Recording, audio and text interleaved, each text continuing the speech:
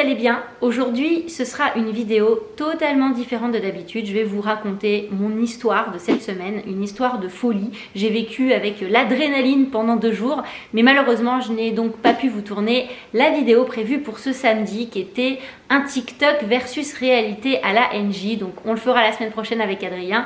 Mais malheureusement, du coup, le lundi, qui est ma journée de tournage, ne s'est pas déroulé comme prévu. Donc je vous explique, lundi du coup on se donne rendez-vous avec Adrien pour tourner la vidéo, on révise un peu le texte, etc.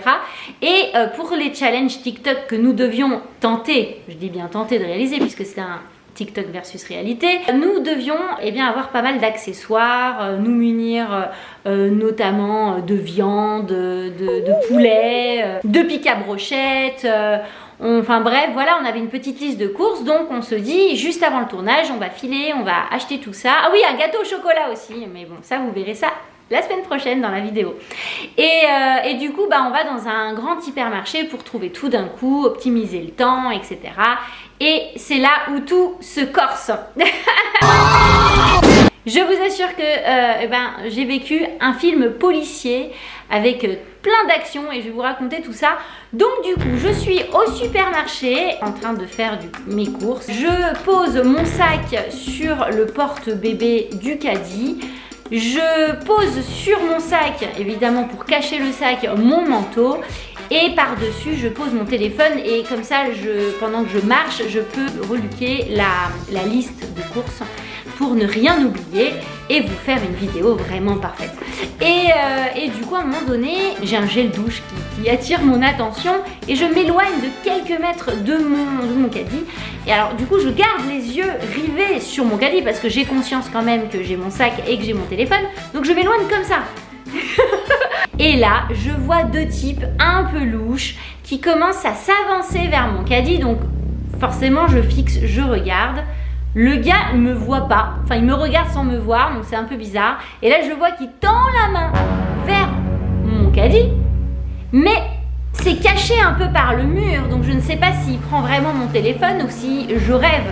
Et je le vois se volatiliser. Et quand je dis volatiliser, c'est-à-dire qu'ils n'ont pas couru, voilà, ils n'ont pas eu de gestes rapides, ils étaient vraiment tranquilles.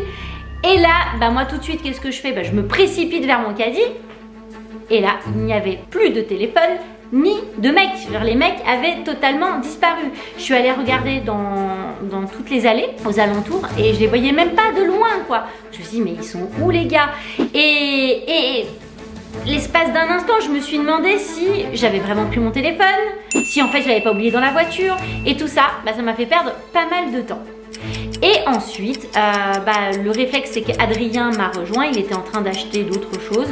Et donc quand on s'est réunis, je lui ai dit vite, appelle mon ex qui avait tous mes codes et qui peut se connecter justement à la localisation puisque c'est un iPhone 11 Pro Max doré. Donc je lui demande de se connecter, sauf que en fait son téléphone marche pas, ça ne capte pas au fond du magasin. J'avais vraiment tout contre moi, quoi. La malchance du début jusqu'à la fin. Du coup, on se dirige vers la sortie. Là, je croise un mec de la sécu. Je lui parle de mon affaire. Il commence à regarder un peu partout. Il me dit, c'est pas ce mec-là, c'est pas ce mec-là. Sauf qu'en fait, je me disais, non mais là, ça s'est produit il y a 6 ou 7 minutes. Les mecs, ils sont déjà partis. Donc, je leur demande d'appeler depuis un poste fixe pour aller plus vite. J'arrive à joindre de nouveau mon ex, donc Thomas, le papa d'Hugo, qui lui arrive à détecter une localisation et les gars étaient déjà à 2-3 km. Donc là, j'ai compris, mon portable a vraiment été volé, je n'ai pas rêvé, ils l'ont vraiment saisi comme ça, devant moi, sous mes yeux, et je n'ai rien fait. Et du coup, là, je m'affole, les gars de la sécu me disent qu'il faut absolument aller porter plainte tout de suite. Mais moi je me dis, oulala, il est, je sais plus, il était 15h30, je ne suis plus joignable, j'ai un ancien téléphone à la maison et là mon objectif principal c'est de pouvoir être joignable et d'aller trouver une SIM. Donc comme les centres commerciaux de plus de 20 000 m² sont fermés, évidemment tous les magasins, les boutiques Bouygues, toutes les boutiques qui étaient autour de moi étaient fermées également. Du coup, il a fallu aller un petit peu plus loin pour en trouver une, ce que j'ai fait. Donc on s'est dirigé avec le GPS d'Adrien. Donc dans la voiture, c'était folklore, il était sur ses messages, j'étais vas-y montre-moi le GPS. Et moi j'étais énervée, j'ai pas été très cool avec Adrien, j'étais sur les nerfs.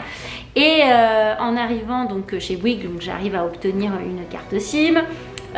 Ensuite, en rentrant chez moi, on voit qu'il y a une nouvelle localisation et là, l'adresse correspond à un magasin de téléphonie mobile.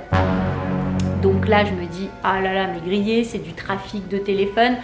J'appelle le commissariat le plus proche et là, ils me disent, vite, appelez le 17 pour qu'on envoie une patrouille.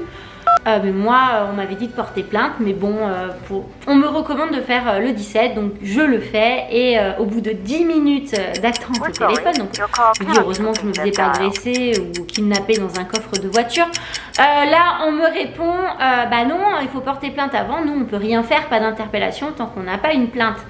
Donc en fait, je retourne, j'étais pas allée, mais je vais au commissariat, donc je porte plainte. Là, il était presque 18 h, oui, le temps passe très très vite, sachant que je me suis volée vers 15 h 10, 15 h 15.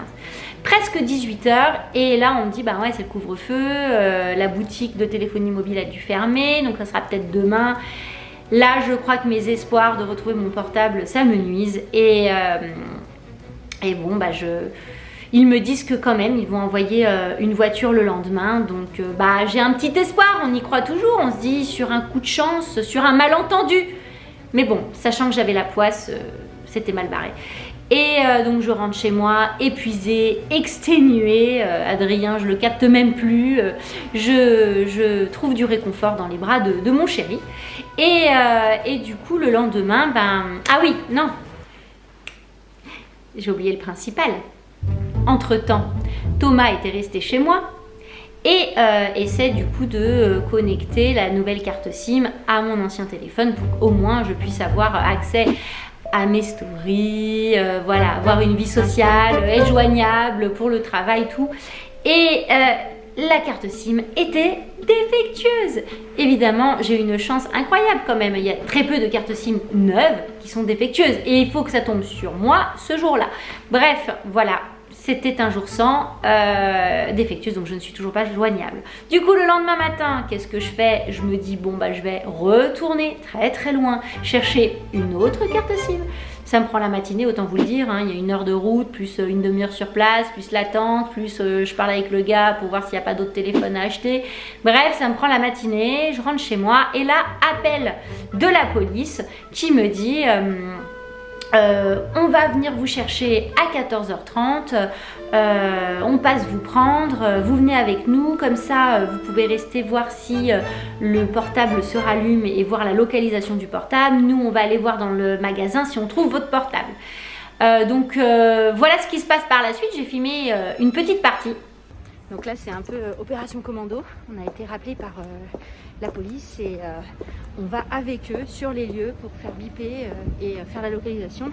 J'ai Thomas, le papa d'Hugo, qui m'aide sur tout ce qui est informatique et technique, qui se fait une joie de vivre cette aventure. On attend le coup de fil. Ouais, là ils doivent nous appeler.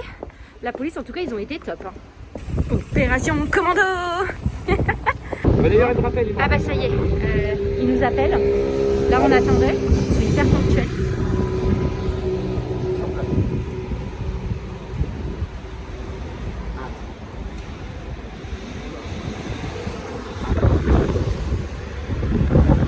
Non, mais c'est pas grave.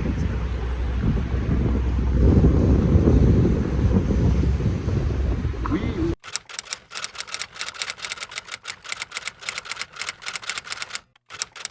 Bon, j'ai pas pu vous filmer tout parce que je veux pas porter préjudice à la police qui a fait un super travail. Franchement, c'était déjà énorme qui m'emmène là-bas pour essayer de retrouver mon portable, tout ça. Mais au final, non, pas de trace de mon portable. A priori, les iPhone 11 Pro Max et d'autant plus dorés sont très très rares.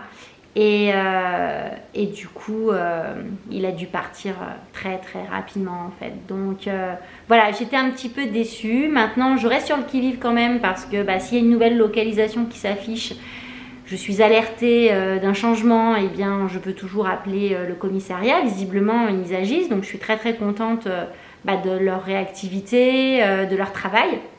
Franchement, ils ont assuré.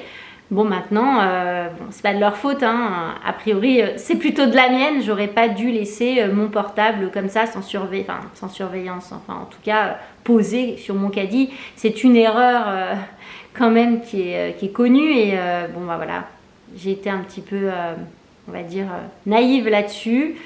Mais même en ziotant, hein, même en surveillant finalement, bah voilà, j'ai réussi à me le faire voler sans réagir.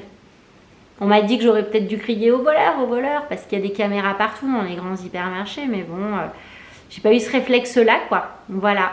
Donc, bah en tout cas, si je peux vous prévenir de faire très très attention, parce que c'est vrai qu'il y a un véritable trafic, bon, notamment sur Lyon, mais partout finalement, bah, il y a des gens malhonnêtes et du coup, bah, gardez bien vos affaires personnelles avec vous. Pour moi, c'est le moindre mal quelque part, même si bah, la facture est un petit peu lourde parce que ben, cet iPhone était de 500 gigaoctets et m'avait coûté plus de 1500 €, donc ouais, ça fait mal.